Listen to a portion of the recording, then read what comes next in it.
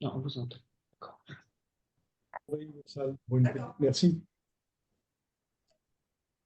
Je- Mais écoutez, je vous propose de démarrer ce webinaire. Il est 17h34 et vous êtes déjà bientôt 180 à nous avoir rejoints. Merci à toutes et tous d'avoir souscrit à ce webinaire qui va permettre d'évoquer la problématique de la posture de présidence et de la succession des présidents, du renouvellement des présidences au sein des conseils d'administration. Euh, j'ai le plaisir d'ouvrir ce webinaire, donc en vous accueillant tous, juste en précisant que vous pouvez poser vos questions à tout moment dans le chat. Ce chat permettra pour nous de recenser donc les questions auxquelles les équipes, les intervenants répondront dans les temps dédiés pour les questions-réponses. Donc n'hésitez pas tout au long de ces présentations et ces témoignages à poser vos questions. Elles seront prises en compte et on tâchera de pouvoir y répondre globalement au cours de ce webinaire. Également, sachez qu'il est donc enregistré et qu'il sera à disposition, Philippe, dans les quelques jours qui viennent. Je ne veux pas trop m'avancer sur les problématiques de la technique à suivre.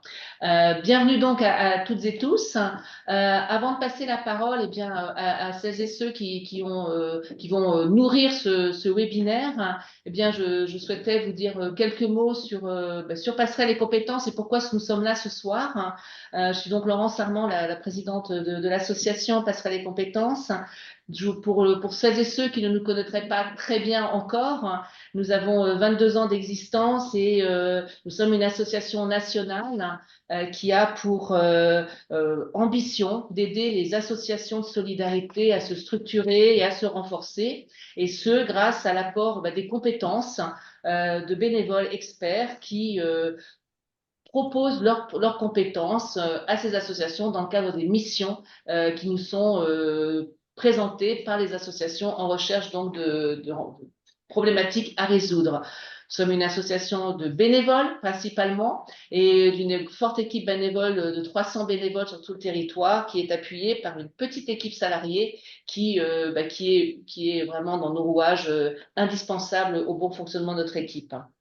Au cours de ces années, comme je vous le disais, 22 ans d'existence, près de 10 000 missions qui ont pu être effectuées dans tout domaine et à l'attention de tout type d'associations, je veux dire petites associations comme grandes associations sur l'ensemble du territoire. Nous avons, au cours de ces années, eh bien, constaté l'émergence de besoins qui se définissent spécifiquement sur les problématiques liées à la gouvernance.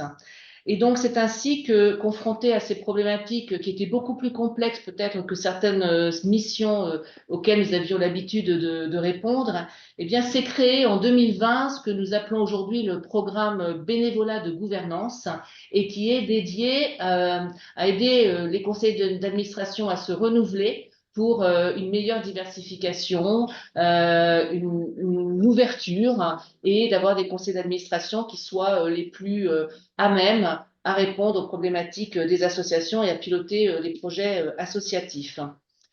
En 4 ans, nous avons pu accompagner 250 associations dans ce champ de la gouvernance et nous avons pu environ répondre à 170 mandats d'administrateurs.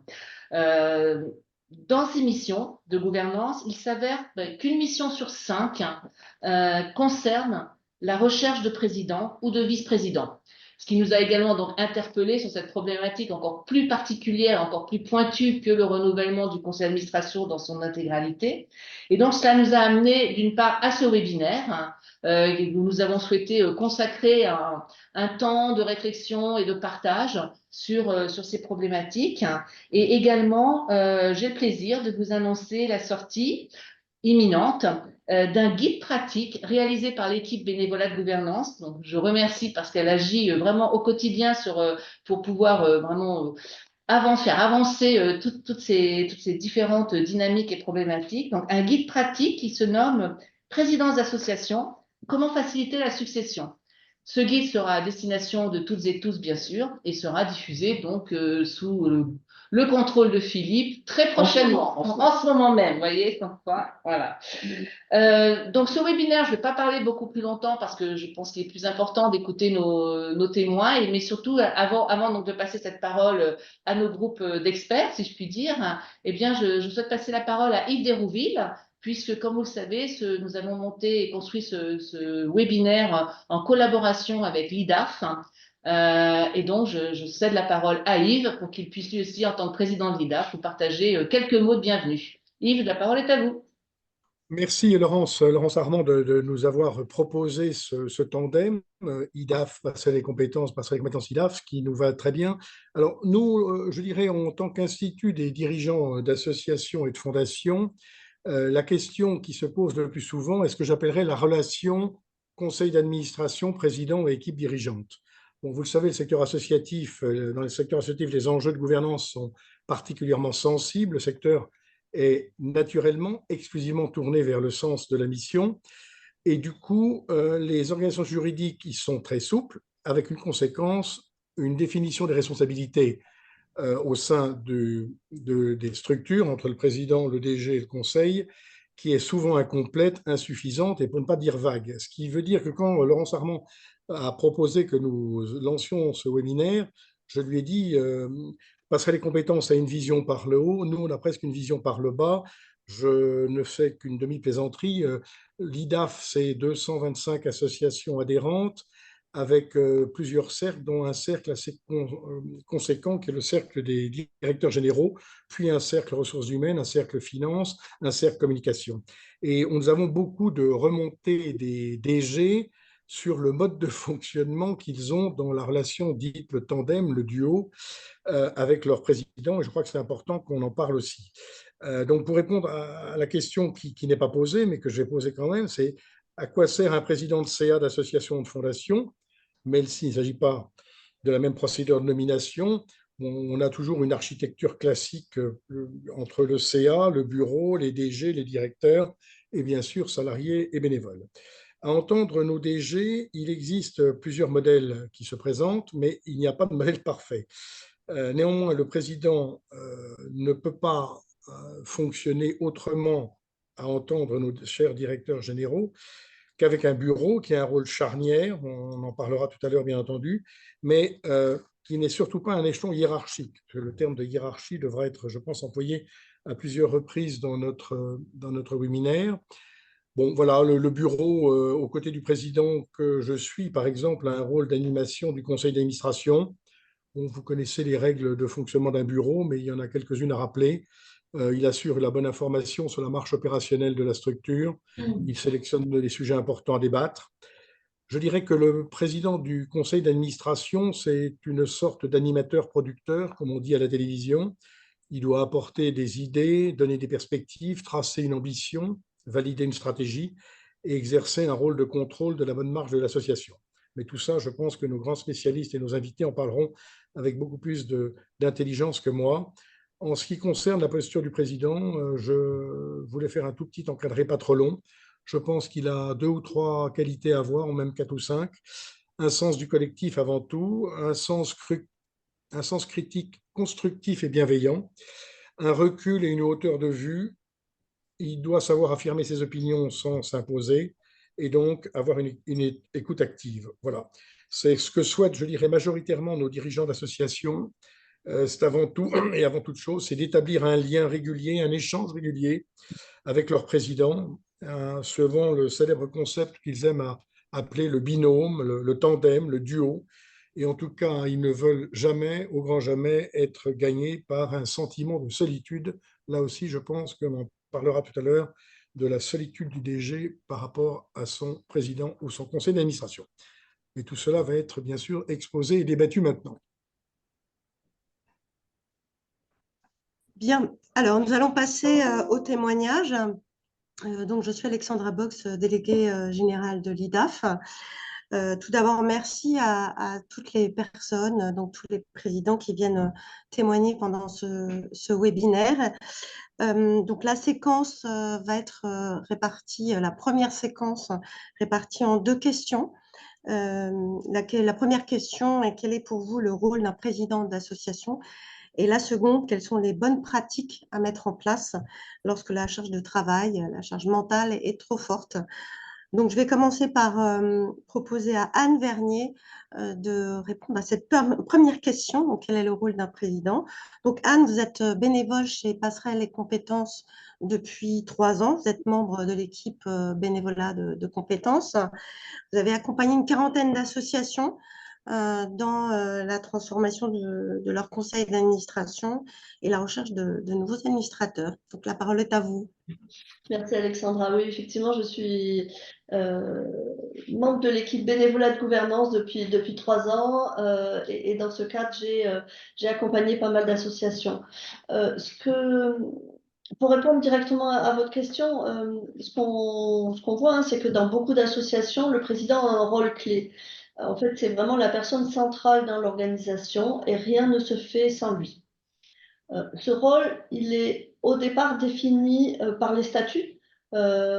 Et là, ça dépend vraiment des associations et des statuts. Dans certains cas, le président, ce que disent les statuts, a des pouvoirs très étendus.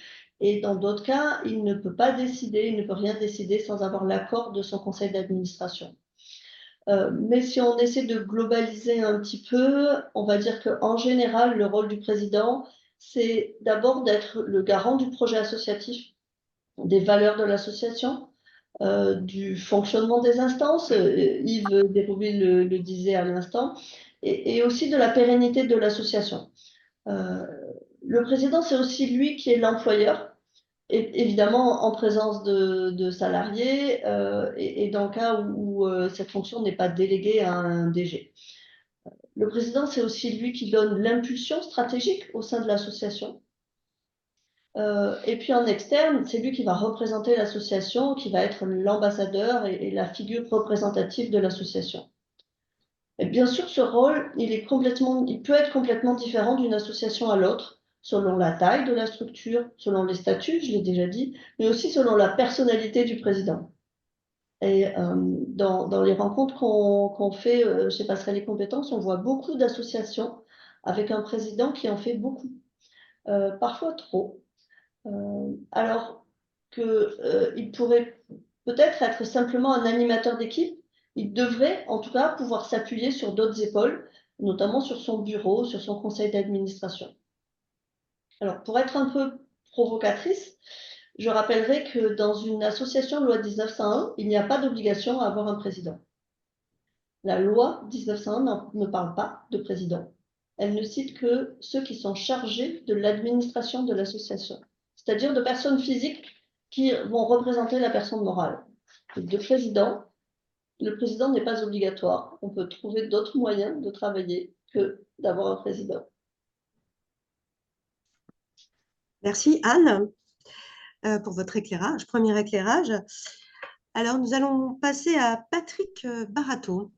Patrick, vous avez été pendant 25 ans cadre dirigeant dans des entreprises et depuis 2010, vous avez été consultant senior et vous avez accompagné des dirigeants d'entreprise. Et depuis 2021 jusqu'en 2023, je crois, vous avez été président de l'association Cadred pour l'égalité des droits et au séjour. Et vous êtes le presque tout nouveau président du réseau Montmartre, qui est donc éveille la créativité et le pouvoir d'agir des enfants au travers de l'éducation artistique et citoyenne. Donc pour vous, en fait, quel est le rôle du président d'une association? Alors déjà, bonjour à tous. Merci d'être à ce webinaire. Beaucoup de choses ont été dites déjà. Beaucoup de choses ont été dites déjà. Pour compléter un petit peu ce qu'a dit Anne et Yves aussi, euh, moi je pense que le rôle du président, c'est d'animer un collectif.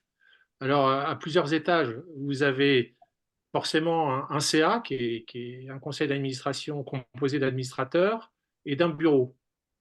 Donc vous animez ce collectif-là, vous animez le bureau parce que le bureau a un rôle plus proche des opérationnels, si tant est qu'il y a des salariés dans l'association ou pas, ce qui est mon cas chez Réseau Montmartre. Nous avons une centaine de salariés et donc nous avons une directrice générale Et donc, le bureau est en interactivité avec les opérationnels pour s'assurer que la vocation de l'association respecte les statuts, que l'on puisse porter ensemble une vision commune. Et j'aurais tendance à dire qu'un président n'est pas seul, parce que s'il est seul, il ne fait rien. Et il a besoin d'une équipe pour partager ses questionnements, échanger avec les opérationnels. D'ailleurs, on invite souvent les opérationnels aux réunions de CA parce qu'on sait que ce sont les opérationnels et les salariés qui font l'association. Nous, on est là, je pense, en tant que ressources. Et on ne fait pas à la place d'eux, mais on essaie d'accompagner en tant que ressources, à aider, à favoriser les échanges, la vision qu'on peut porter ensemble. Donc c'est vraiment un collectif qui prime. Bien sûr, on est garant des statuts, on est garant des budgets, puisque c'est nous qui validons les budgets et le modèle économique de l'association pour être certain qu'on n'ait pas de soucis majeurs qu'on rencontrerait si on n'avait pas fait bien notre travail. On décide, on décide. Voilà. On a aussi une relation externe, c'est-à-dire que, par exemple, la participation à ce webinaire, c'est une des actions aussi pour parler de l'association, pour échanger avec l'extérieur. Et là encore, on est fédérateur, on essaie de faire rencontrer les bonnes personnes pour que le collectif avance aussi en externe. Donc, on assure des relations externes. Voilà. Moi, je travaille de façon assez étroite avec la direction générale. Alors, c'est un peu le président qui mène, qui est force de proposition pour faire avancer les choses. On parlera peut-être tout à l'heure des compétences, mais il faut être proche des opérationnels si on veut bien comprendre comment fonctionne l'association. Moi, je suis nommé depuis le 20 juin, c'est tout récent, et pendant les 100 premiers jours, j'ai beaucoup investi de temps pour comprendre comment fonctionnent les choses, pour m'approprier les choses aussi, me faire un point de vue libre et de pouvoir échanger avec la compréhension que j'en faisais. Et je pense que notre rôle et mon rôle de président, c'est de pousser pour que le conseil d'administration soit à la fois uni, ouvert et porte, avec la personnalité des profils que compose ce conseil d'administration, des idées nouvelles et accompagne les opérationnels dans des valeurs ajoutées qu'ils peuvent apporter. Voilà, donc tout ça se fait en bonne intelligence. Et le danger, c'est Anne qui le soulignait, je le rejoins tout à fait, c'est de ne pas être trop non plus dans l'opérationnel, parce qu'après ça, vous pouvez prendre la place d'une direction générale et ce n'est pas notre rôle. Voilà, donc il y a un équilibre à trouver, mais il faut être source de propositions, il faut être proactif, faut être déterminé et pour faire avancer les sujets, décider des sujets en espérant avoir une intelligence collective commune. Voilà ce que je peux dire. Merci Patrick. Donc nous allons passer à Marie-Christine Ferrandon. Marie-Christine, donc vous avez été professeure agrégée des sciences sociales, vous avez été donc à l'Éducation nationale, vous avez fait votre carrière dans cette belle institution. Vous avez rejoint Canopé, qui est le Centre national de documentation pédagogique, où vous avez passé sur plusieurs postes. Hein. Vous avez été directrice adjointe de l'édition, puis directrice des centres régionaux de l'Académie d'Amiens, puis celui de Paris. Donc, vous avez un parcours à Paris et en région. Et vous êtes entrée au CA de Lecture Jeunesse, l'association Loi 1901, qui développe la lecture et l'écriture des ados. Puis, vous êtes entrée au bureau.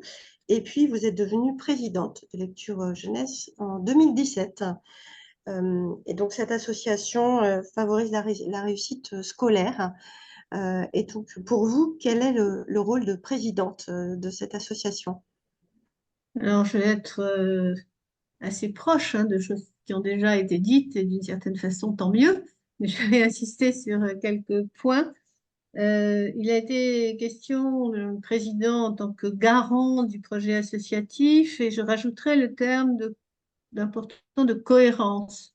Je pense qu'il est le garant d'une cohérence entre la mission de l'association, entre son plan stratégique de développement, entre ses plans d'action, son budget, enfin, de façon à ce que l'ensemble ne soit pas dispersé ou parte dans des directions différentes. Voilà.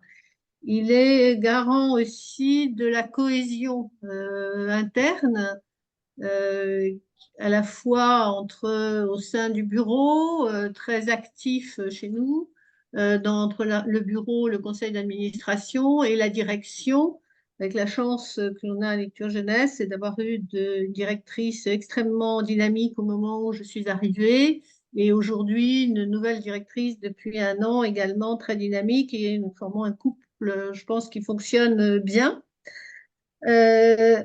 C'est l'important et cette notion de cohésion d'autant plus importante que au sein d'un conseil d'administration, aussi d'une équipe de salariés, il y a des générations différentes, il y a des origines professionnelles précédentes assez différentes pour nous entre les milieux de la culture, de l'enseignement supérieur, de l'éducation, de l'entreprise, du monde associatif. Voilà, il faut trouver des langages communs pour aller vers le même projet et faire en sorte que voilà, on rame tous dans le même sens.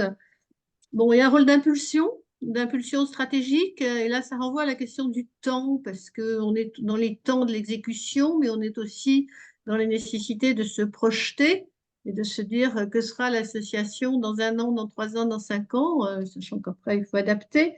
Mais et que là aussi, c'est pas au président de sortir de son chapeau les objectifs à terme de l'association, mais d'assurer que tout le monde va réfléchir et trouver les meilleures insertions, la meilleure façon d'être utile dans un environnement économique, social, politique, culturel, etc., technologique, hein, qui est en mouvement. Je dirais qu'enfin, le président, c'est un facilitateur. Il doit aider, non pas dans une position hiérarchique, puisque de toute façon, c'est au directeur, directrice, directeur général, bon, de diriger son équipe de salariés, mais ça doit être un facilitateur global, et c'est le message aussi que j'essaie de faire passer aux administrateurs, c'est-à-dire qu'on est tous là pour aider à l'opérationnalisation, mais on n'est pas là pour faire à la place, sauf crise, ou sauf si besoin, voilà, mais on doit aider, trouver les bonnes solutions, les bons réseaux, poser les bonnes questions, mettre à disposition ses compétences. Et puis, il y a des cas où, si crise il y a, ben, il faut que le président aide aussi, et facilitateur, à trouver les voies de sortie, donc en ayant peut-être formalisé des procédures pour que la question soit des questions économiques, budgétaires, ou qu'elles soient des questions de RH, ou qu'elles soient des questions différentes hein, qui peuvent se poser. Donc tout ça pour l'interne, et puis je dirais que vis-à-vis de l'extérieur, je crois que ça a été dit, c'est un ambassadeur, quelqu'un qui peut faciliter des ouvertures sur certains réseaux, mettre en relation, voilà, voir les évolutions extérieures et porter l'association, pas tout seul. Mais je pense qu'il faut faire attention à la personnalisation excessive et donc le faire avec, et notamment avec la direction. Merci Marie-Christine. Nous allons passer à la deuxième question. Donc, on va repartir vers Anne. Anne, quelles sont les bonnes pratiques que vous pourriez conseiller à mettre en place lorsque la charge de travail, la charge mentale est trop forte, trop lourde? Alors, je vais en citer deux pour être rapide. La première bonne pratique qu'on préconise assez régulièrement dans l'émission de bénévolat de gouvernance, c'est de prendre le temps, d'organiser un temps de réflexion sur les rôles et les missions du conseil d'administration, du bureau et du président. Et au sein de ce temps de réflexion, d'envisager de faire évoluer la répartition des missions un peu différemment, avec par exemple la création de groupes de travail, de commissions, de l'intégration de nouveaux administrateurs qui peuvent être en charge de certaines missions, la création de binômes au sein d'un bureau ou la répartition des missions avec des vice-présidents.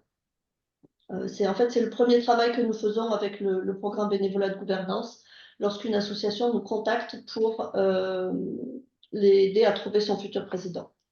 La deuxième bonne pratique que je recommanderais, c'est en rappelant que certaines associations nous consultent pour les aider à trouver un successeur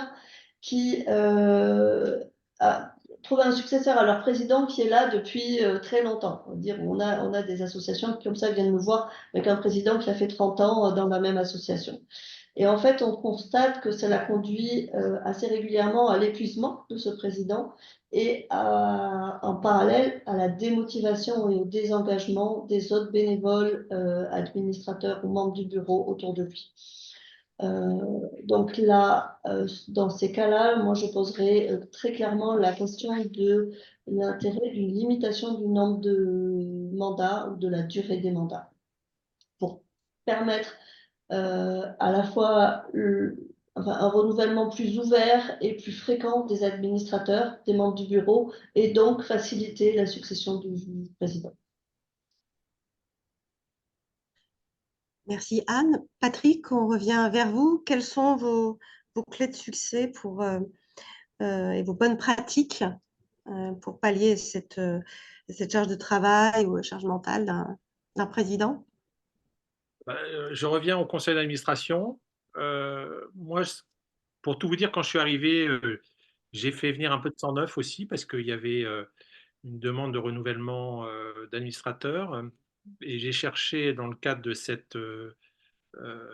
candidatures, à avoir des profils complémentaires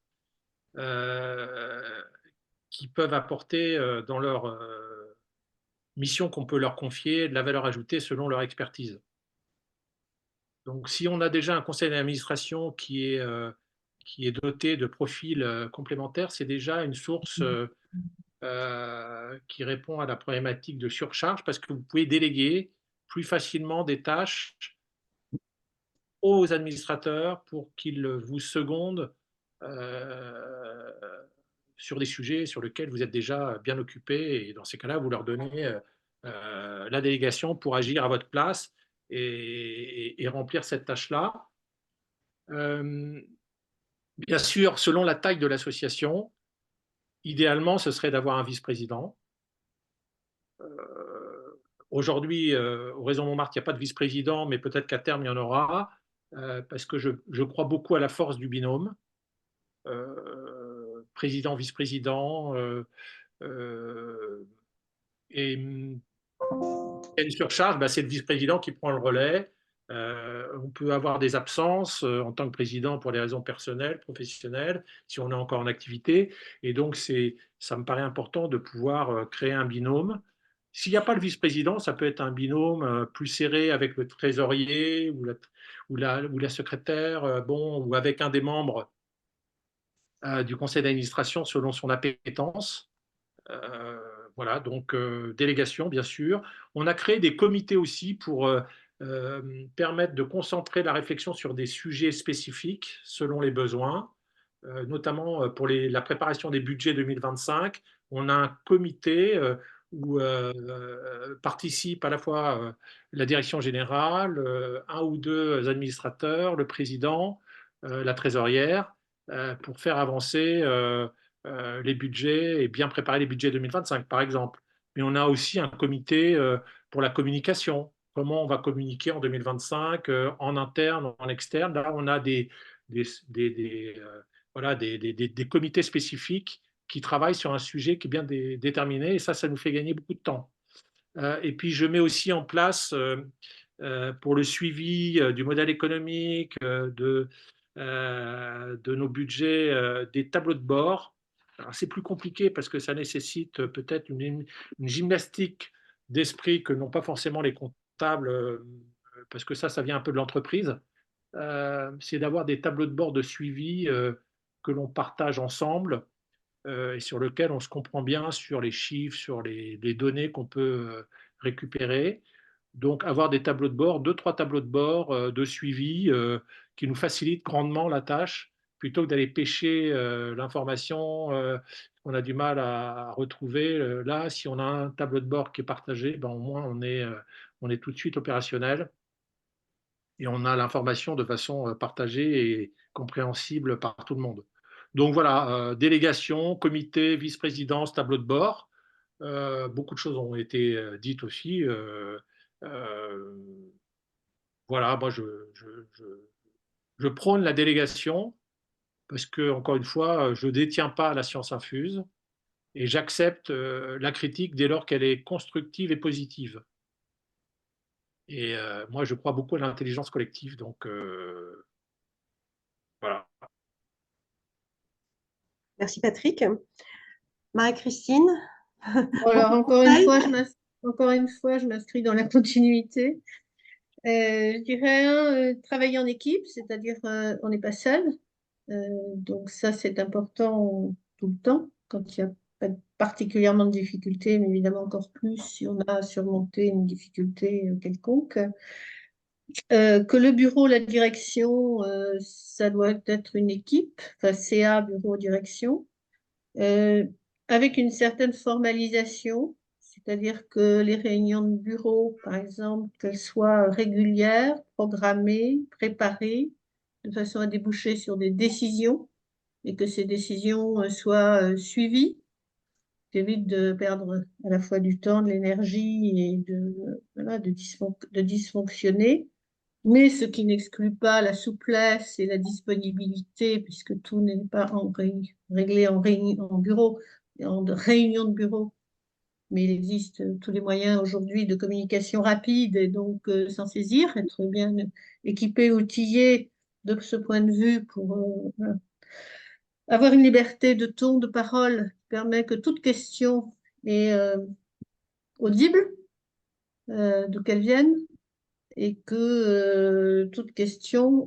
doit pouvoir être résolue de façon collective, ou sinon, enfin, de trouver les moyens de sortir, en tout cas, si question il y a, et que ça ne va pas de soi.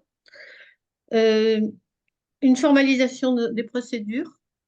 Donc, voilà, dans les prises de décision, de gestion courante.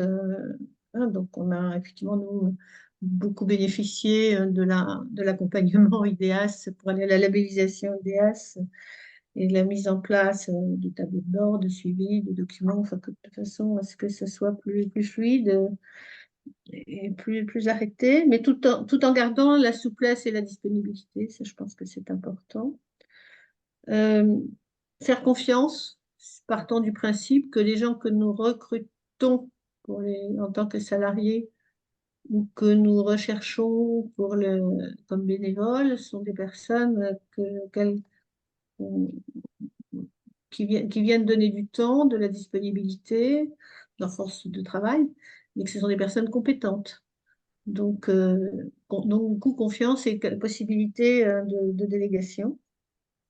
Donc, c'est très important qui ont fait venir, ce qui n'est pas toujours simple, notamment pour des bénévoles, quelquefois, il peut s'avérer qu'ils n'ont pas toujours la disponibilité nécessaire pour apporter tout ce qu'ils pourraient apporter, voilà. Mais d'autres, au contraire, qui sont fortement engagés. Et puis, je dirais quelque chose autour des relations internes, c'est-à-dire qu'elles soient conviviales, mais qu'elles restent professionnelles. Je pense que c'est aussi important dans la fluidité, de façon à pouvoir travailler ensemble. Travailler ensemble. Merci beaucoup. Merci pour cette première séquence. Ah, excuse-moi Philippe. C'est bon, je te prends la main. Merci Alexandra. prévu. Donc, merci beaucoup. Donc, une première séquence, nous aurons par la suite une deuxième séquence sur la question du renouvellement de présidence. Que se passe-t-il lorsqu'un président souhaite passer la main? Mais là, on a une dizaine de minutes pour tenter de répondre et que nos intervenants répondent aux différentes questions qui nous sont arrivées via le chat. Alors, je vais livrer à nos intervenants les questions telles qu'elles apparaissent sur le chat. Elles sont sur différents sujets et je vous laisserai la parole, tour le rôle pour que vous puissiez répondre. Ne répondez peut-être pas à toutes les questions, peut-être posez-en une ou deux qui vous parlent. Il y a une première question autour de la coprésidence. Est-ce que ça vous paraît être une bonne idée, ou en tout cas une option, ou en tout cas une présidence à plusieurs têtes? Une question autour de la différence dans la gouvernance entre les associations et les fondations. Est-ce que c'est les mêmes principes de gouvernance? Une question, je pense, beaucoup plus concrète.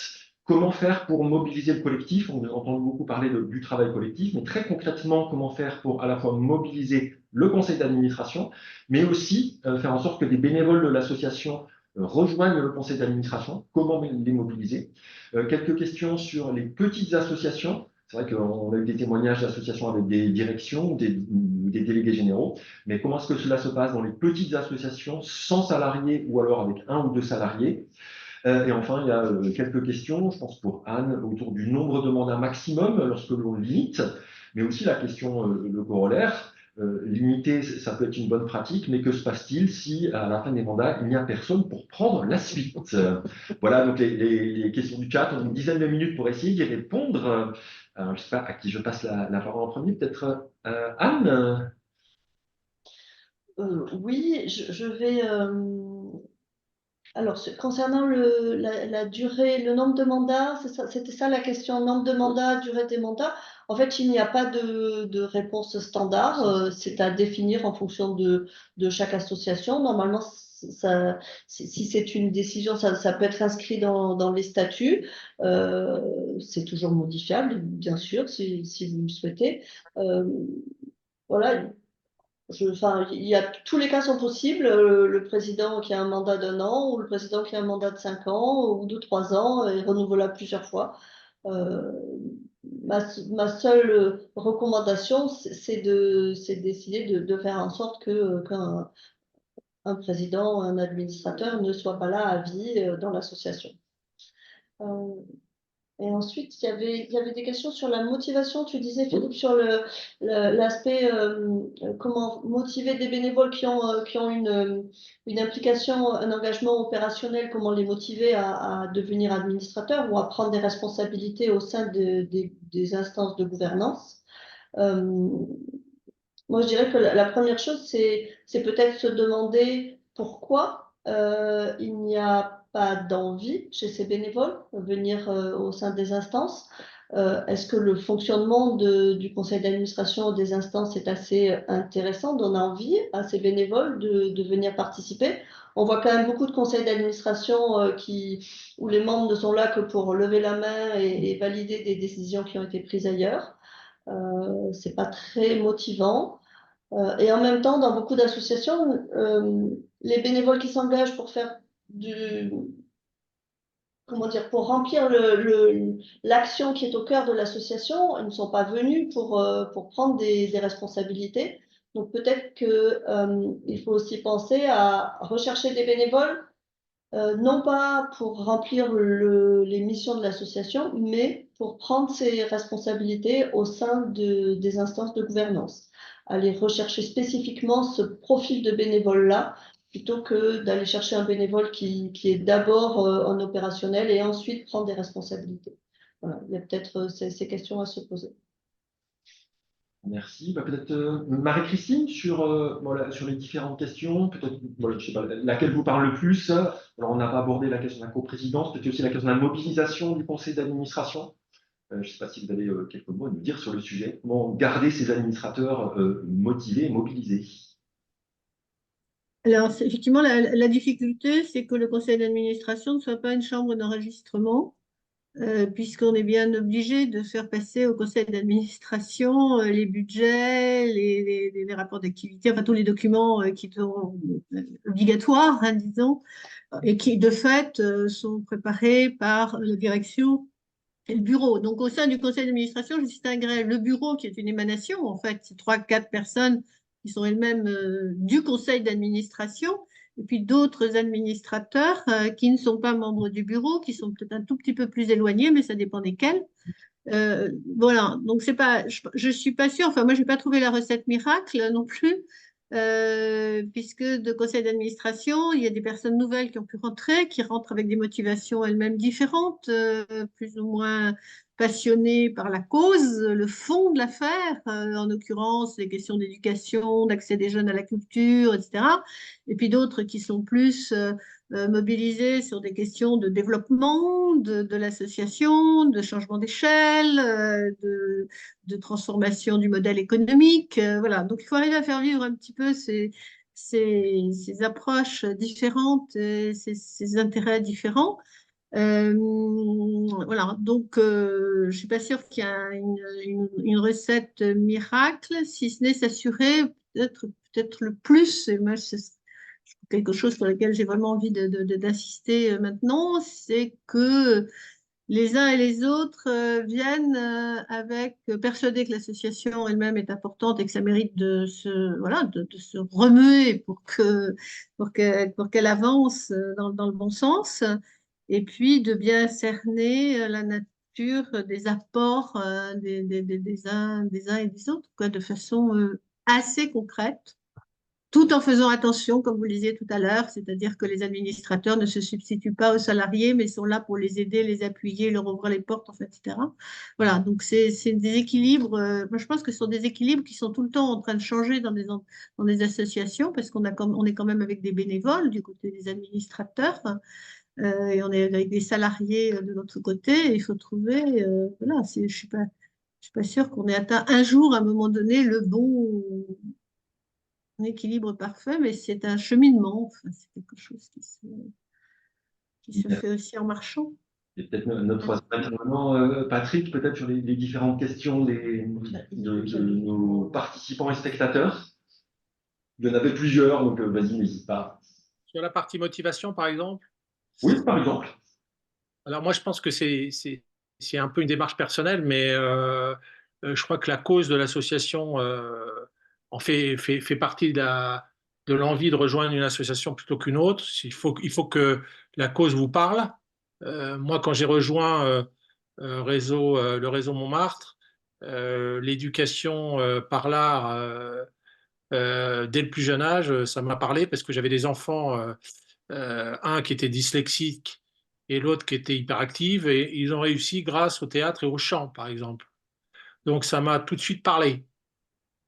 Donc ça, et puis c'est lié aussi à des rencontres. Bon, cette rencontre, je l'ai eue avec Passerelle et Compétences, qui m'a proposé cette présidence, mais vous m'en avez proposé deux autres.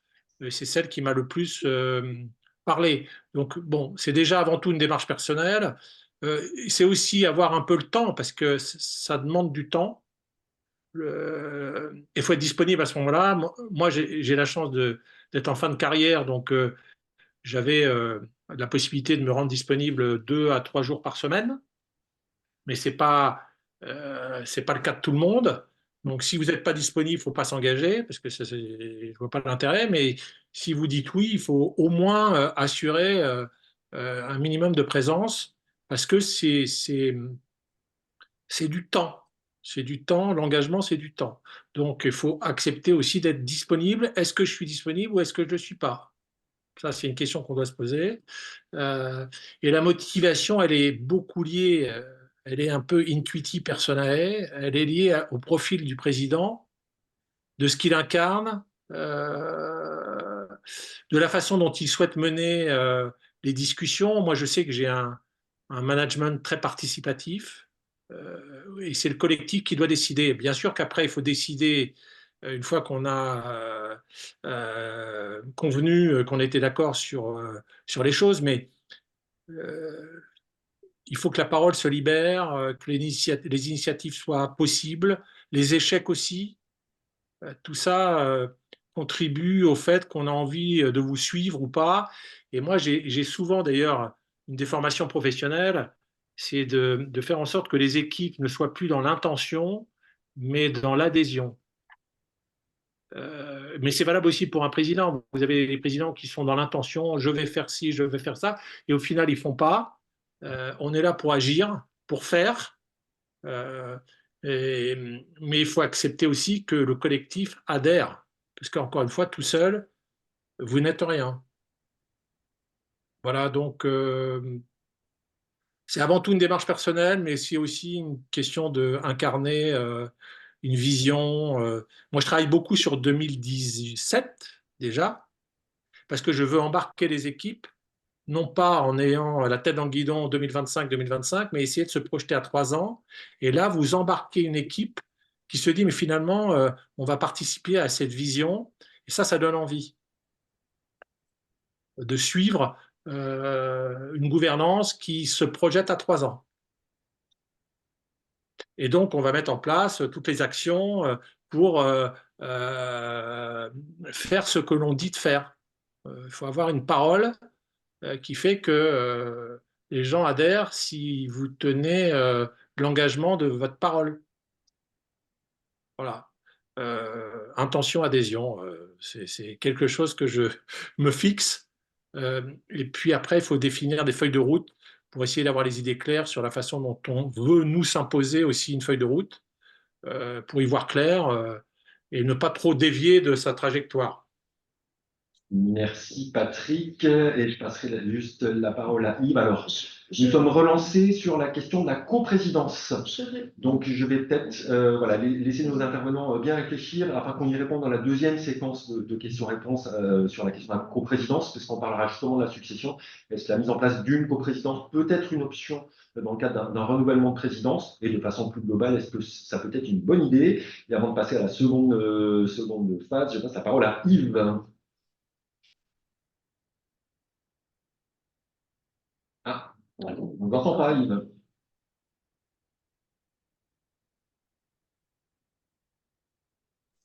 Voilà. Vous m'entendez?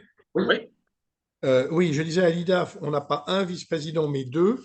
Alors, c'est peut-être l'exemple de Biden et Kamala Harris qui leur a donné l'idée, mais en tout état de cause, c'est une éventuelle préparation à la succession. Deux, je viens d'entendre que notre ami de Montmartre passait 2 à 3 jours dans l'association ou la fondation, ce qui est formidable, mais pour ceux qui ont encore une activité professionnelle, de répartir les charges avec un président et deux vice-présidents, ça a du sens.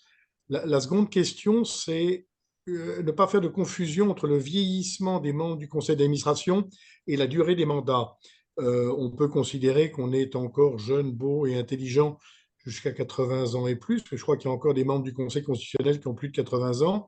Donc, nous, on aurait tendance à suggérer plutôt la durée maximum de mandat. 3 mandats de 4 ans, 4 mandats de 3 ans. C'est une recommandation qui est faite dans la bonne gouvernance des entreprises du CAC 40. Je sais que ce n'est pas un bon modèle, mais 12 ans d'administrateur en gardant une certaine distance et une certaine indépendance par rapport au cœur de la mission, ce n'est pas aberrant, donc ça peut exister. Donc voilà les deux. Et la troisième chose qu'on n'a pas du tout qu'on n'a pas du tout évoqué, c'est justement l'évaluation des membres du conseil d'administration. C'est un exercice de style qui peut se faire en interne et qui, à mon avis, fait beaucoup de bien à tout le monde. C'est, cher administrateur, qu'est-ce que tu apportes au conseil? Qu'est-ce que le conseil t'apporte? Et peser le pour et le contre, et au bout d'un moment, voir si c'est une aide dans la procédure de renouvellement. Merci Yves. Écoutez, nous allons maintenant passer à la deuxième séquence de ce webinaire. Justement, que se passe-t-il lorsqu'un président souhaite passer la main? Comment s'y prendre? Donc, nous aurons 3 questions à poser à nos différents intervenants. La première, elle sera plus personnelle. Hein. Qu'est-ce que vous, en tant que président, qu'est-ce qui vous a motivé à prendre la présidence? Et quelles sont globalement les motivations d'un citoyen pour prendre une présidence d'association? Une deuxième question, quelles sont les principales compétences qui sont recherchées pour un futur président? Et enfin, la troisième question, ce sera autour des bonnes pratiques pour une succession réussie. Nous avons le grand plaisir d'accueillir maintenant sur cette deuxième séquence Guylaine. Bonjour Guylaine, vous êtes la présidente de Pour un sourire d'enfant, qui est une très belle ONG qui agit depuis 1995 au Cambodge, qui apporte une aide directe aux enfants cambodgiens, notamment sur les questions de nutrition, de santé, mais qui les accompagne aussi dans leur scolarisation et qui les aide à trouver un métier. Donc, vous accompagnez environ 7000 enfants, vous avez 6 salariés en France et 600 au Cambodge. Et donc, vous-même, vous êtes psychologue, vous avez travaillé avec des enfants, vous avez rencontré Pour rire sur des enfants en 2003 à Phnom Penh en tant que bénévole. Vous êtes rentrée au conseil d'administration en 2013 et vous êtes devenue présidente en 2017. Donc, est-ce que vous pouvez nous dire pourquoi vous avez pris cette présidence et quelles ont été vos motivations et globalement, un peu plus globalement, quelles sont les motivations pour devenir présidente? Ok, bonjour à tous. Déjà, je peux vous dire que je n'ai pas souhaité prendre la présidence pour un sourire d'enfant. J'avais été présidente de 3 petites associations dans le passé.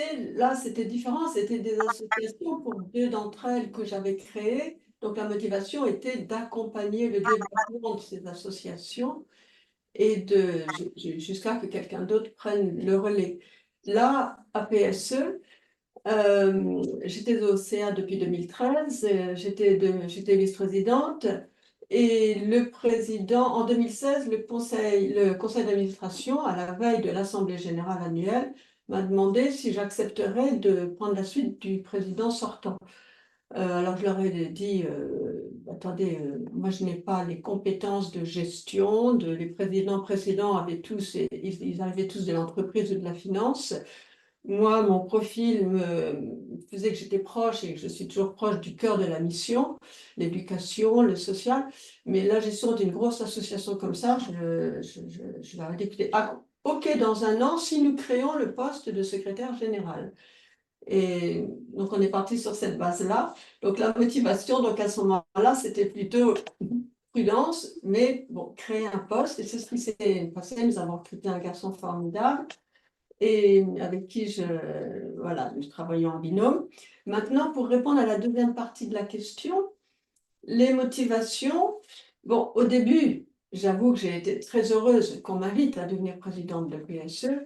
D'une part, parce que depuis que je connaissais cette association, je me sentais complètement alignée avec la vision des fondateurs, leurs valeurs, le projet fou démesuré qu'ils avaient mis en route. Et donc, travailler la main dans la main avec eux, c'était extrêmement stimulant, motivant.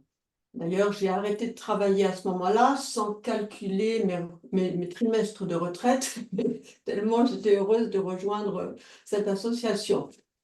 L'idée aussi que les motivations, si vous voulez, en tout cas ce qui m'habitait à ce moment-là quand j'ai pris ce poste, ou quand j'ai accepté qu'on me l'offre, je dirais plutôt, c'est la reconnaissance pour la confiance qui m'était faite, mais c'est aussi la nécessité d'être à la hauteur. Ensuite, ça a été une autre motivation qui me stimule toujours autant, c'est le plaisir, l'intérêt d'être, à l'idée de la nécessité d'être proche du terrain. Le terrain, c'est les bénéficiaires, c'est nos petits gamins qui sortent de la décharge, les gamins des rues qu'on amène jusqu'à un métier, c'est l'équipe locale, c'est l'équipe au siège, mais ce sont aussi tous les bénévoles, parce que chaque année, nous devons lever 9 millions d'euros uniquement à partir de la générosité publique. Il faut aller les chercher, c'est avec un vaste réseau de bénévoles un peu partout en France et dans d'autres pays. Donc, j'ai un rôle d'animation avec notre équipe locale ici au siège, d'animation, motivation de ces bénévoles. Donc, le fait d'être présidente, ça me donne la légitimité pour interagir avec chacun. Et donc, je vais régulièrement 2 fois par an au Cambodge. Ça me donne la légitimité pour aller au-devant des familles, pour pouvoir me faire ma propre idée de l'évolution de la situation sur le terrain, l'évolution de la pauvreté. Ça me permet d'interagir avec l'équipe de direction là-bas et notre équipe au siège avec qui j'essaie d'apporter un support à la demande, mais nous travaillons vraiment la main dans la main. La motivation, quand j'ai accédé à ce poste, c'était aussi la conscience que j'allais beaucoup apprendre. En particulier avec mes co-administrateurs, le trésorier, le président du comité d'audit, le secrétaire général. Bon, je continue à beaucoup apprendre d'eux. Et puis la motivation à partager mon expertise, qui est celle qui est plus sur un plan relationnel. Et donc dans ce rôle qui a été évoqué avant, d'animation, de facilitatrice, de mobilisatrice et également de médiatrice souvent. Donc on a plusieurs centaines de bénévoles. Je fais partie du conseil d'administration de chacune des 26 antennes. Parmi nos 6 permanents au siège, nous avons un certain Thierry qui est responsable de l'animation du réseau, mais par moment, quand il y a des problèmes humains, je suis amenée à intervenir, à me déplacer ou à prendre mon téléphone. Bon, ça, c'est là où mon profil me donne la légitimité pour le faire. Et puis, motivation que j'avais en accédant à ce poste, ça a été beaucoup le défi intellectuel. Au-delà d'apprendre, c'est le fait, cette responsabilité, le fait d'être habilité, de la responsabilité d'avoir à anticiper. Tout à l'heure, je crois que c'est Marie-Christine qui a parlé de la pérennité de l'association. C'est quelque chose qui m'habite beaucoup. Là, nous terminons la préparation du nouveau plan stratégique à 5 ans avec l'accompagnement d'IDEAS, dont nous avons le label. Ben, je me sens habitée de la responsabilité d'assurer la pérennité de cette association. Et ceci, pourquoi je dis défi intellectuel? Parce qu'il faut tenir compte de l'évolution de politique, géographique, économique au Cambodge. C'est dans les pays du Sud, c'est pas simple. Et donc, il faut tenir compte de tout ça, continuer à apporter un soutien, une aide au développement, si je peux dire, mais sans se substituer et apprendre à se retirer au fur et à mesure que le pays se développe dans les zones où il se développe. Voilà. Et puis, c'est la motivation, c'est l'envie d'être utile, c'est voilà, et l'envie, le plaisir de me sentir responsable. Merci beaucoup, Guylaine. Même question, Patrick, même si voilà, vous avez un petit peu commencé dans l'échange juste précédent. C'est quoi la motivation pour un président, sachant que vous êtes un président qui arrive entre guillemets de l'externe, hein, parce que vous n'étiez pas bénévole avant au sein de l'association. Voilà, qu'est-ce qui a été pour vous une motivation pour rejoindre le réseau de Montmartre? Alors, en fait, en écoutant les uns les autres, je pars d'un constat qui est soit vous êtes président nommé directement, sans expérience préalable dans l'association en tant qu'administrateur ou bénévole, et ça, c'est un cas particulier qui répond à une conjoncture généralement, d'un besoin spécifique et d'une valeur ajoutée que vous pouvez apporter à un moment donné, où l'association rencontre peut-être des difficultés et elle cherche un profil un petit peu polyvalent, capable de redresser peut-être un petit peu les choses, d'apporter une vision un petit peu différente. Venant de l'entreprise, c'était mon cas, hein. Voilà, soit vous êtes déjà bénévole dans l'association, au conseil d'administration, et dans un monde idéal, c'est de nommer in situ un président issu du conseil d'administration. Parce que là, il y a une sorte de continuité, il y a une cohérence, on a vécu l'association, voilà. Moi, j'ai été un peu parachuté, mais ce qui m'a motivé, et ce qui a motivé, je pense, le choix de ma candidature, c'est mon profil, qui est un petit peu atypique. D'abord parce que j'ai 60 ans et que j'ai un parcours professionnel qui mixe la connaissance de l'entreprise et du conseil en management. Donc ça peut aider aussi à un moment donné, surtout après 2 PSE qu'a subi l'association. Je pense que c'est important d'avoir un regard aussi sur le management, les organisations, comment on peut optimiser un petit peu les ressources internes. Donc, je répondais probablement à une exigence conjoncturelle qui a fait que j'ai fait la différence. Bon, euh, au-delà de ça, bien sûr, encore une fois, je reviens à la motivation personnelle. J'avais envie de transmettre. J'ai fini mon parcours professionnel, je suis proche de la retraite, je suis en pré-retraite. Je me suis dit, j'ai encore un peu d'énergie, j'aimerais bien la dépenser pour une cause qui me parle, et je pense que je peux apporter de la valeur ajoutée. Donc, bah, autant le faire bénévolement, gracieusement. Et c'est là où le bénévolat est important parce que vous donnez de votre personne sans retour financier. Donc c'est déjà une démarche que je trouve respectable. Et voilà, donc, et je pense aussi que venant de l'entreprise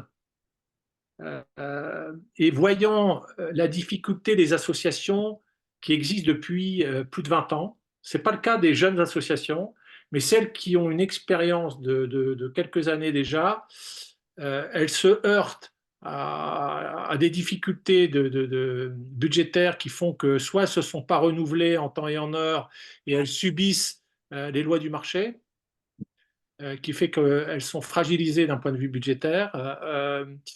Et à ce moment-là, elles ont besoin, je pense, de l'apport de l'entreprise, de la connaissance de l'entreprise pour essayer d'insuffler au sein d'une association, en gardant l'âme de l'association, quelques réflexes d'entreprise, dans le management, dans la finance, dans la gestion d'un budget, vous voyez, toutes ces choses-là. Et moi, je crois beaucoup à cette alchimie, expertise de l'entreprise qui apporte de la valeur ajoutée à une association, tout en gardant l'âme d'une association. Une association n'est pas une entreprise, mais ça fait du bien d'avoir dans son conseil d'administration des gens encore en entreprise et qui apportent une valeur ajoutée pour conduire des projets avec des bons réflexes qui permettent de gagner du temps. Et ça, c'est l'entreprise qui vous l'apprend. Bon. Et il y a aussi une attente d'ailleurs des salariés de l'association pour organiser les choses avec un peu plus de méthode, peut-être un peu plus de rigueur, de proactivité, d'agilité. Et ça, ce sont des échanges, moi, qui me motivent parce que je pense que je peux apporter une valeur ajoutée compte tenu de mon parcours professionnel. Merci. Voilà. Patrick, ouais, on va peut-être passer la parole à Marie-Christine pour nous répondre aussi sur cette question-là. Peut-être vous, Marie-Christine, parce qu'on a encore d'autres questions derrière à poser, Patrick. Oui, donc moi j'étais rentrée au conseil d'administration à peu près 3 ans avant de devenir de devenir présidente. J'avais d'abord été motivée par le projet de l'association, donc travailler pour les adolescents sur le thème de la lecture, de leur redonner le goût des mots, de leur permettre de renouer avec les textes, avec l'expression écrite, avec l'expression orale, que voilà, c'était des conditions de réussite scolaire, mais bien au-delà, hein, d'insertion professionnelle, sociale. Bon, donc ça me paraissait extrêmement important et extrêmement important aussi de travailler en liaison avec, en jargon, ce qu'on appelle les médiateurs, mais en d'autres termes, en énumérant les métiers que ça recouvre, les bibliothécaires, les professeurs, les animateurs de centres de loisirs, qui eux sont en contact direct des jeunes et qu'on peut être en soutien de leurs actions en direction des jeunes et de la lecture dans toute sa diversité des sciences. Donc ça me motivait beaucoup venant du milieu de l'éducation. Et puis, bon, ben, au bout de 3 ans, la présidente m'a demandé si j'accepterais de prendre sa succession, parce que ça se passait globalement, on va dire bien, enfin, dans l'intégration. J'ai participé à différents projets, j'avais participé particulièrement à la mise en place d'un premier plan stratégique de développement. Bon, voilà, donc j'ai accepté, après avoir un tout petit peu hésité, parce qu'on peut se dire, bon, où vais-je enfin? Voilà, est-ce que ça va pas être trop prenant? Bon, j'ai accepté parce que j'aime bien moi, développer des projets, travailler avec d'autres, et je me disais qu'il y avait un champ vraiment de développement possible, d'aller vers voilà, plus de jeunes, plus de projets, plus de terrain, plus de couvrir mieux le territoire. Bon, on a partiellement réussi, mais on a fait qu'un morceau de chemin. Et donc ça, c'était la première motivation. C'était, un, la cause m'intéressait, et deux, il y avait des perspectives que les choses se développent. Voilà. La deuxième motivation, bah, c'était de me dire, est-ce que je peux apporter quelque chose à cette association maintenant, dans ce contexte-là, à ce moment-là? Je dis oui, il y a des éléments, voilà, il faut réfléchir sur l'impact du numérique, enfin, il faut réfléchir sur beaucoup de choses. Et il me semblait que compte tenu de ce que je savais faire en conduite de projet, en structuration d'équipe, voilà, en montage de partenariats, faire travailler des gens qui ont des origines, des cultures différentes, c'était quelque chose que je savais un peu faire. Et donc, je pouvais apporter ça à ce moment-là à l'association. Et puis, je pense qu'un point qui est aussi important, c'est d'avoir une interrogation en prenant une présidence, un petit peu savoir où on met les pieds, c'est-à-dire se dire est-ce que c'est jouable, est-ce que l'association, même s'il y a peut-être des choses à faire évoluer et on les fera évoluer avec tout le monde, est-ce que le contexte est favorable, est-ce qu'on va être accueilli bien, est-ce qu'il n'y a pas de pièges, est-ce qu'il n'y a pas de cadavres dans les tiroirs? Enfin bon, est-ce que c'est pas un piège? Bon, et ce qui n'était pas le cas d'abord parce que j'avais la chance de connaître de l'intérieur. Donc, je savais un petit peu où j'allais, mais je me disais que c'était quand même, me semble-t-il, important, sauf à avoir une motivation très forte de reprendre des situations très, très, très, très complexes. En l'occurrence, c'était plus une perspective d'adaptation au nouveau contexte, d'évolution, et puis d'avancer par rapport à ce qu'avait beaucoup la précédente présidente avait beaucoup apporté sur le thème du rapprochement de la recherche, de l'évaluation, des actions, etc. C'est on peut s'inscrire dans cette continuité. Voilà, mais je pense que la motivation, elle est très forte, c'est-à-dire qu'il faut s'intéresser à l'objet. Ça me paraît, après, on apporte les qualités, enfin, les compétences qu'on peut avoir, mais ce qui est premier, c'est de se dire la cause en vaut le coup, quoi. Ça vaut le coup de passer du temps bénévole, de trouver les gens, de trouver les solutions, enfin, tout ce qu'on a pu dire sur le rôle de président, mais ça me paraît être premier. Merci beaucoup, Marie-Christine. Je vois le temps qui tourne, peut-être pour nos intervenants. Je vous propose que vous répondiez aux deux questions suivantes en même temps. Donc, la première question, c'est voilà, lorsqu'on renouvelle une présidence, quelles sont les compétences qui sont attendues pour un futur président? Et deuxième question, quelles sont les bonnes pratiques que nous pouvons identifier dans le cadre d'un changement de présidence? Peut-être Anne, du côté de l'accompagnement des associations, qu'est-ce que l'on peut constater sur ces deux questions-là?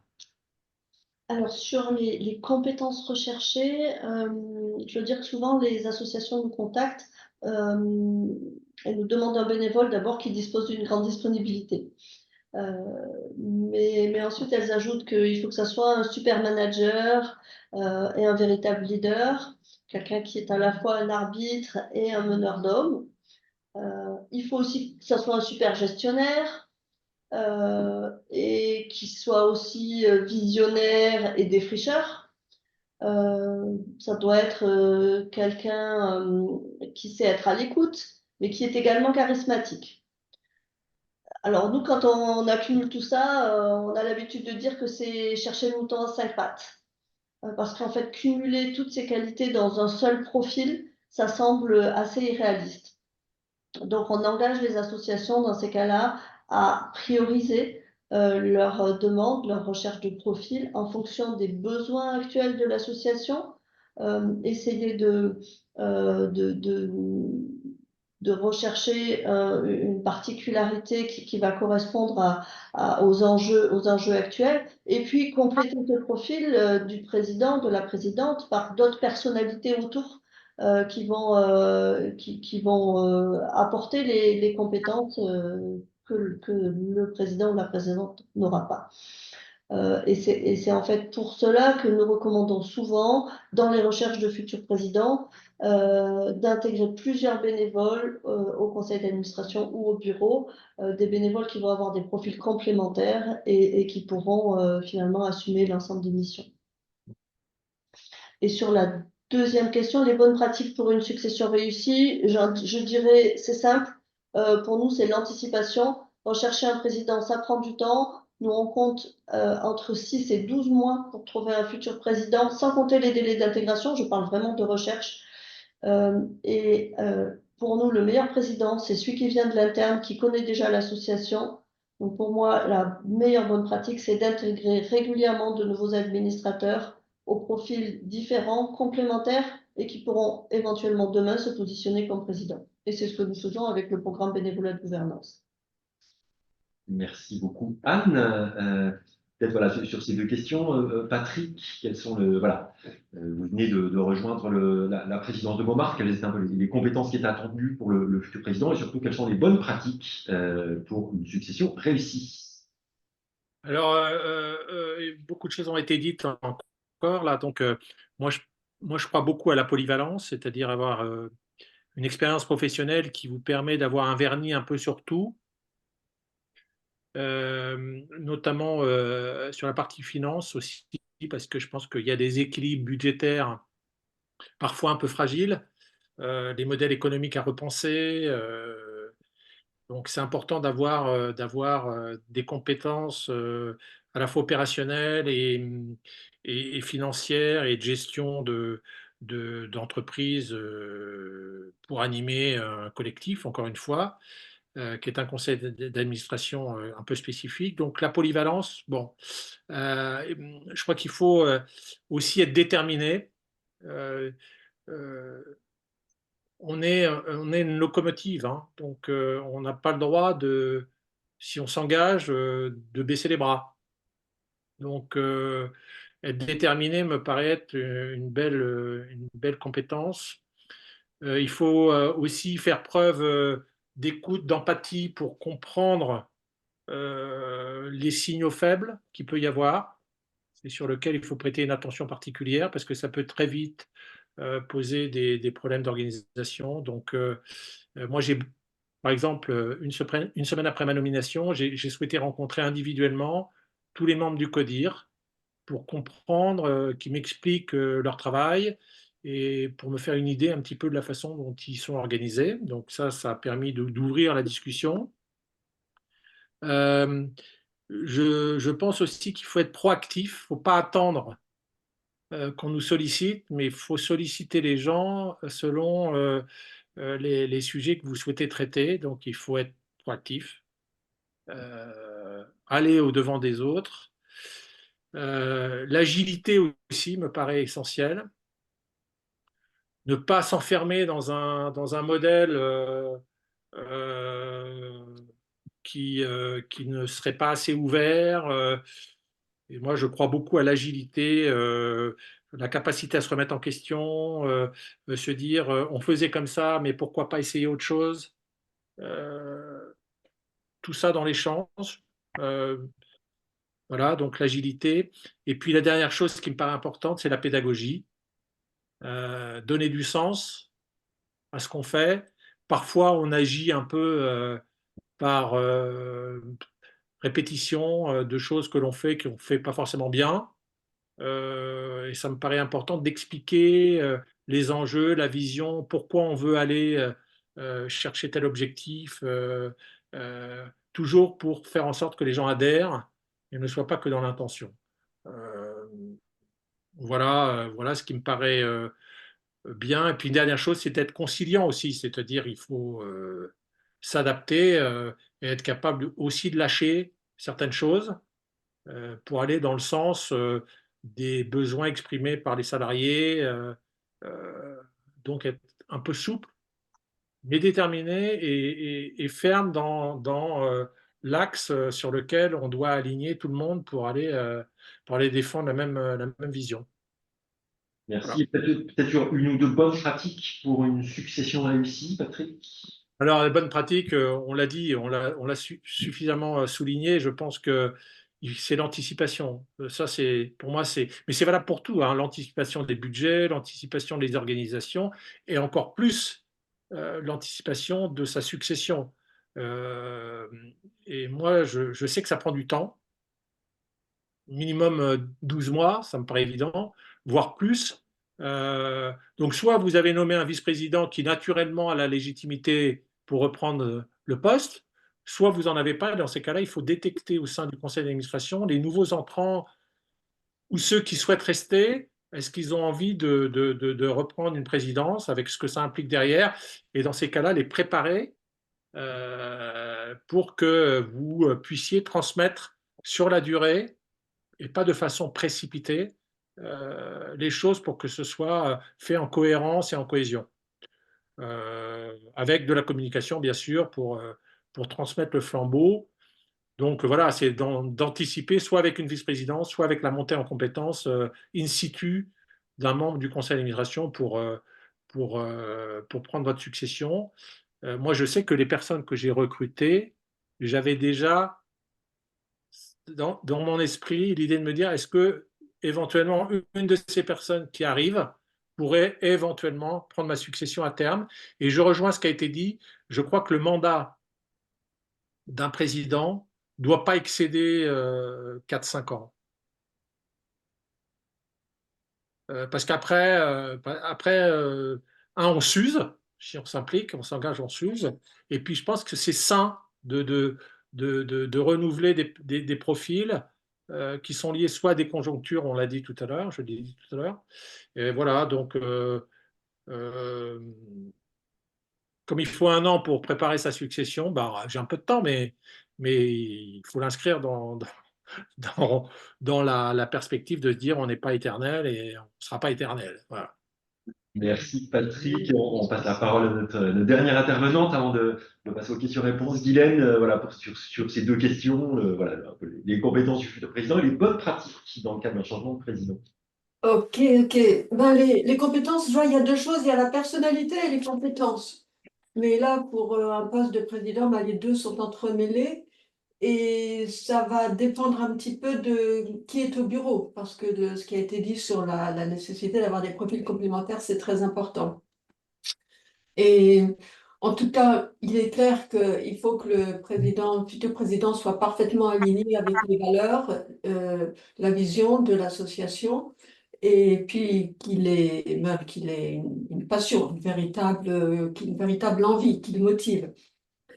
Quelque chose qui n'a pas encore été dit, qui me semble très important, c'est qu'il faut s'assurer que le futur président soit susceptible d'être estimé, en tout cas qu'il puisse travailler avec le directeur général, le secrétaire général. Il faut qu'il y ait que ce soit compatible. Il faut qu'il ait des bonnes qualités relationnelles, ça a été beaucoup dit, donc à l'intérieur et à l'extérieur. À l'intérieur, parce qu'il y a le travail en équipe, bien évidemment, savoir travailler en équipe avec toutes les qualités déjà qui ont été énoncées, je ne vais pas les répéter. Mais un point qui me semble important aussi, c'est que le président, il a un rôle, il a besoin de tenir informés les autres administrateurs.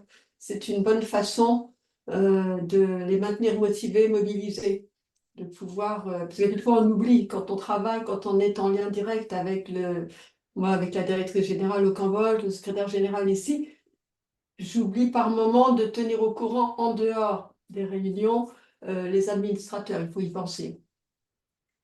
Arriver avec un bon réseau, c'est appréciable quand on prépare sa retraite, je veux dire, pardon, sa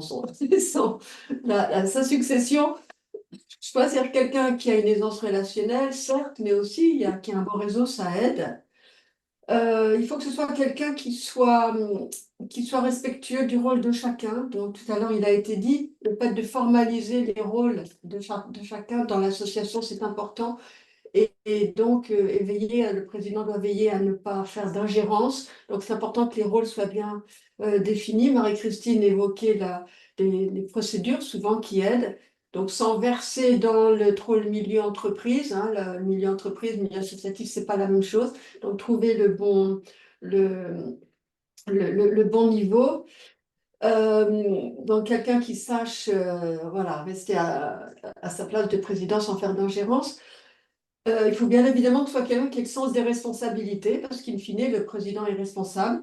Et il faut qu'il soit prêt à servir de fusible s'il y a des problèmes, de mécontentement. Donc, ça veut dire quelqu'un qui doit... c'est quand même un rôle sérieux. On est censé être informé, on est censé savoir ce qui se passe aux différents... Même si on ne fait pas d'ingérence, il faut se tenir informé de ce qui se passe aux différents niveaux de l'association.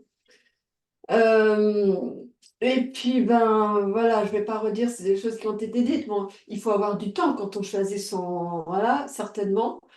Mais il faut aussi savoir se protéger. il faut aussi savoir se protéger et donc trouver également et puis voilà, et en même temps être disponible quand c'est nécessaire. On est bénévole, c'est de l'associatif, c'est pas comme si on était payé pour faire 35 heures. Donc là, pour la deuxième question, les bonnes pratiques pour la succession, donc c'est pareil, ça bien évidemment, elle l'a dit, anticipation, anticipation. Moi, il se trouve, alors Patrick disait, oui, normalement, voilà, 4-5 ans, c'est le maximum. Moi, ça fait 7 ans, ça va faire 8 ans à la prochaine Assemblée générale. Et j'étais vice-présidente depuis 5 ans avant, non, depuis 4 ans avant. Mais en fait, je dois dire qu'avec la réforme de la retraite, j'ai pris 2 ans. Parce que mon successeur présumé a pris 2 ans. Donc, j'ai pris 2 ans. Mais ça m'a permis de réfléchir sur cette question-là depuis 2 ans, ou en tout cas de piloter la préparation de cette succession. Parce qu'une fois qu'on a identifié un successeur potentiel, bah, il s'agit de lui donner envie et de ne pas lui faire peur. Donc, c'est accompagner, l'associer petit à petit, l'associer à de plus en plus de tâches, l'amener, l'aider à découvrir les différentes parties prenantes, à différentes les activités, différentes activités de l'association, mais donc sans être transparent et ouvert, mais sans lui faire peur. Quelque chose qui est important aussi, qui n'a pas été dit, mais c'est vis-à-vis des autres administrateurs, c'est préparer cette succession en toute transparence, mais en même temps dans le respect du processus de décision du futur du candidat qui se prépare. Parce que jusqu'au dernier moment, tant qu'il n'a pas dit OK, il a la liberté de changer d'avis. Donc c'est à la fois, il ne faut pas que les administrateurs se disent ah ben ça va, super, c'est un tel va prendre la suite de Guylaine, pas de problème.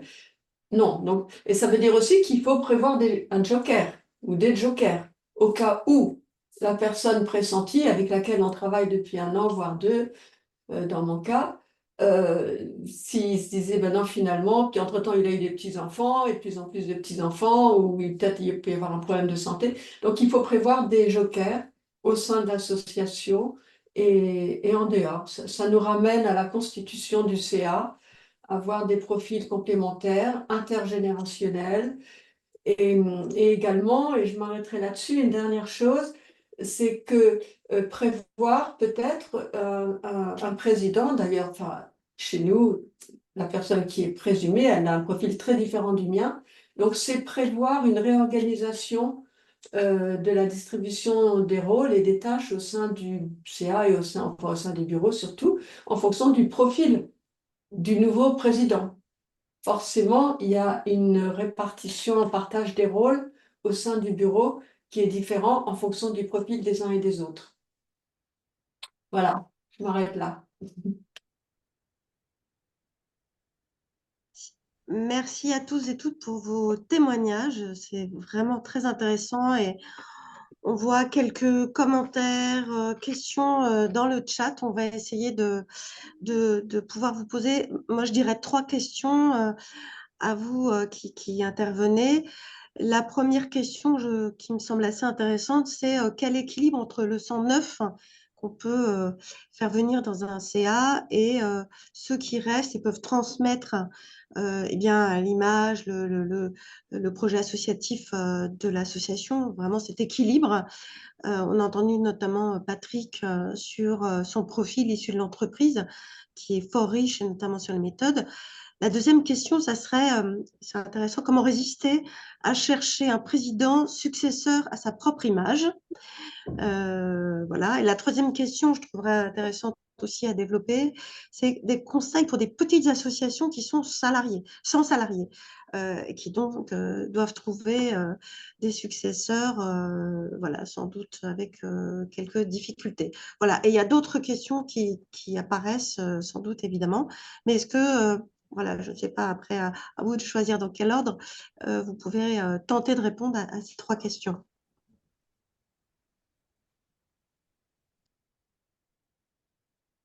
Je veux bien me lancer sur la question là, avec le 109, donc introduire, parce là, il s'agit de succession, hein, si j'ai bien compris la question, il s'agit dans le cadre de la préparation d'une succession à un au poste de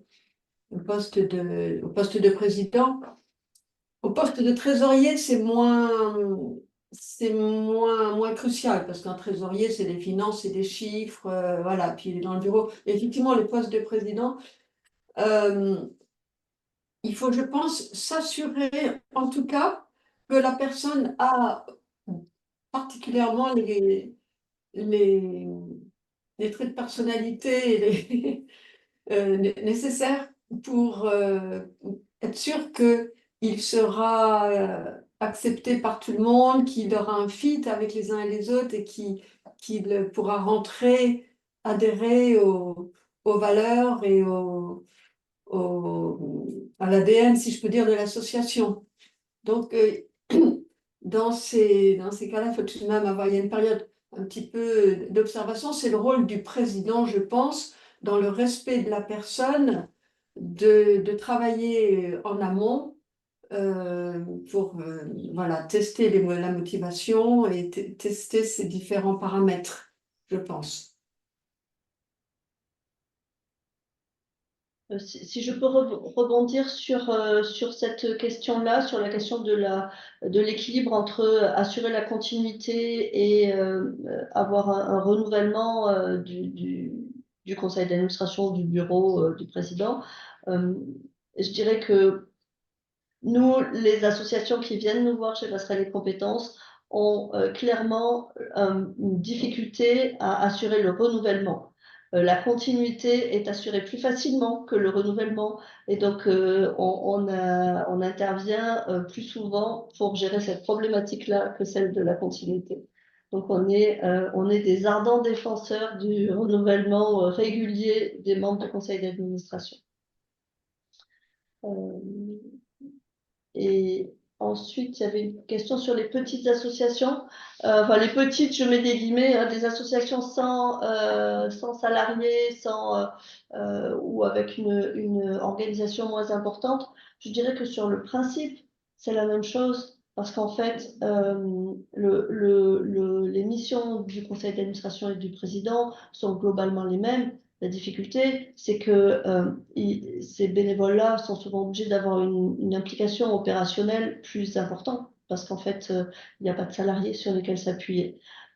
Et pour moi, la nécessité de travailler en équipe et de répartir les missions entre ces différents bénévoles est encore plus importante que finalement dans les associations avec des salariés. Je rajouterai sur la partie équilibre, 109. Moi, je sais qu'au réseau Montmartre, on est 11 administrateurs, bureau compris, et il y a la moitié d'anciens et la moitié de nouveaux. Et l'avantage d'avoir des anciens qui nous accompagnent, c'est la mémoire de l'entreprise, c'est la mémoire de l'association, et qui ont la gentillesse de dire je suis prêt à donner 1 an, 2 ans, alors qu'ils ont déjà peut-être pour certains 15 ans, d'autres 10 ans, d'autres 7 ans. Et je pense que c'est important pour qu'il y ait une certaine continuité dans le changement, qu'on ait un équilibre 109 et plutôt ancien, pour justement donner cette force qui est de dire je partage ce qui a été fait et voilà les ambitions que je veux porter. Est-ce que c'est compatible, pas compatible? Mais c'est très riche, c'est très très riche. Ça, c'est pour la partie 109 équilibre. Et pour les petites associations où il n'y a pas de salariés, je pense que le président et son conseil d'administration est encore plus pris par les charges de travail parce qu'il n'a pas de salarié sur lequel il peut s'appuyer de façon très claire.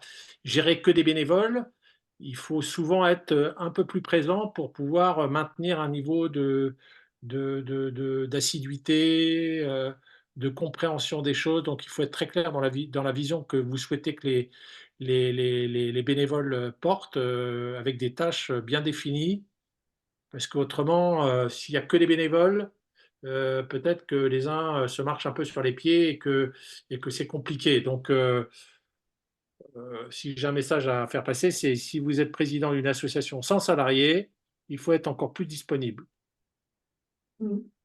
et bien cadrer les choses pour que les choses avancent avec cohérence et une certaine cohésion quand même. Écoutez, un grand merci à tous. Donc, nous arrivons à la fin de ce webinaire. Donc, je fais une pré-conclusion. Juste un grand merci à nos intervenants pour leurs conseils, leurs témoignages. Donc, un grand merci à tous. Vous l'avez compris, hein, donc, nous venons de publier un guide pour le renouvellement de présidence. Vous avez le lien dans le chat et nous vous envoyons un mail d'ici la fin de la semaine, vous proposant le replay et le lien vers le guide. Enfin, si vous êtes une association, que vous avez besoin d'accompagnement, n'hésitez pas à faire appel à notre programme bénévolat de gouvernance. C'est un petit peu le cœur de ce programme. Et enfin, si vous êtes un bénévole et que le rôle de président vous attire, n'hésitez pas non plus à venir nous voir. Vous l'avez compris, nous essayons de mettre en relation des citoyens qui souhaitent s'engager et des associations.